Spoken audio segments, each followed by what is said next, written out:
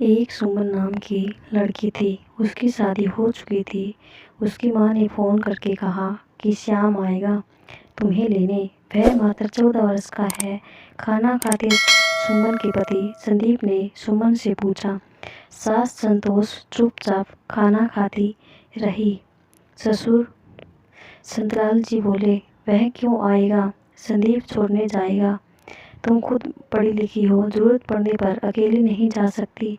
ससुर के इस प्रश्न पर सुमन संदीप का मुंह ताकने लगी और संदीप अपनी माँ संतोष जी का। सुमन मन ही मन सोची, टिकट बनाए तो क्यों नहीं जा सकती, पर टिकट के पैसे भी बचाने हैं और मुफ्त में वहाँ से तोहफे भी प्राप्त करने हैं।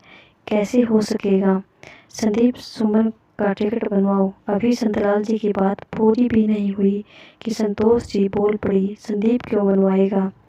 बेटी को अपने घर ले जाना चाहते हैं तो आने जाने का टिकट खुद मायके वालों को बनवाना होगा, संदीप नहीं। संतोष जी बोली, इसलिए हमेशा सुमन के पापा ले जाते और छोड़ जाते थे। आश्चर्य से संतलाल जी बोले, अब तो बेचारे वे भी नहीं रहे। सुमन के माँ के कंधों पर सारी जिम्मेदारी है। और संदीप, तुम क्या इतने गए गुजरे हो कि अपनी पत्नी का खर्चा तुम नहीं उठा सकते, फिर शादी क्यों की।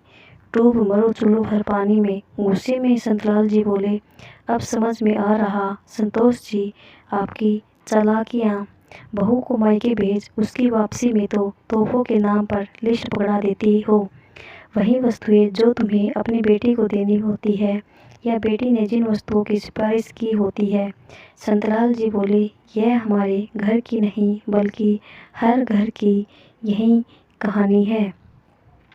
आने जाने का खर्च मायके वाले करते हैं, आपको रस्मों की जानकारी कहाँ। सास ने अपना पक्ष रखते हुए कहा, फिर तो तुम्हारे आने जाने का खर्चा तुम्हारे घर वालों को करना चाहिए था। सालों से मैं ही करता आ रहा हूँ ताकि इस प्रकार की फालतू के रस्मों में बदलाव किया जा सके। संतलाल जी बोले, जब से दामाद जी बेटी को लाने ले जाने का किराया मांगने लगे, क्या इज्जत रह गई उनकी हमारे दिलों में। लाखों कमाने वाले इतनी औकात नहीं कि अपनी पत्नी का आने जाने का किराया दे सके। ससुराल से मांग कर बैठे। छी, भीख मांगने का यह भी एक ढंग है। बस भीख मांगने का तरीका बदल गया है। क्या तुम चाहती हो संदीप की भी वही इज्जत रह जाए और अपने ससुराल और सुमन के दिल में तुम अभी भी रस्मों रिवाज के नाम पर बहू के मायके वालों से को लूटने से बाज नहीं आ रही हो। संतलाल जी बोले। संदीप बोले, बहू जब भी मायके जाना चाहेगी तुम उसके लिए आने जाने का टिकट बनवाओगे।